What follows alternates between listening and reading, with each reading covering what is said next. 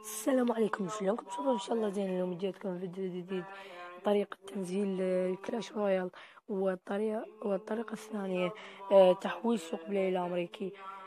طبعا راح ننزل سوق بلاي كلاش رويال من سوق بلاي، وبعد ما نحوله الأمريكي. أول شي تحتاج سايفون اللي هو من سوق بلاي، متواجد في سوق بلاي.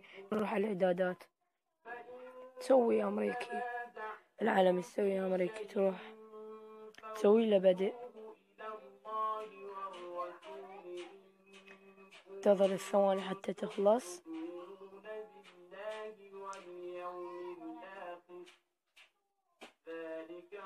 أنا أثق في هذا البرنامج، موافق. حيظل يحمل، تروح اعذروني على الصوت يعني.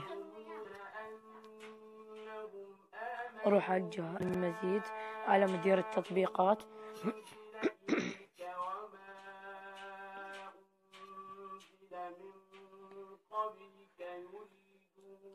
على مدير التطبيقات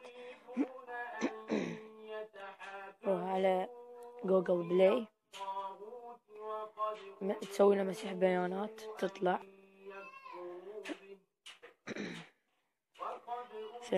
ما راح تلاحظوا. راح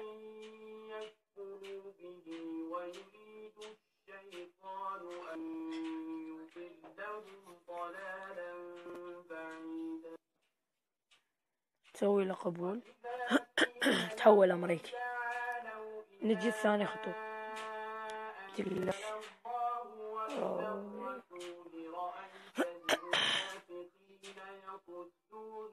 هي أول وحدة تحملها. سالم محملها، انت تحملها تخلي تصير واحد، وتروح تلغي هذا السايفون باخر، تسوي له فصل هيك، تدوس على الفصل راح هو ينفصل وتظل يتحمل سريع. ولهنا نوصل إلى نهاية الفيديو. لا تنسون الاشتراك واللايك، وشاركوا الفيديو مع أصدقائكم، ويلا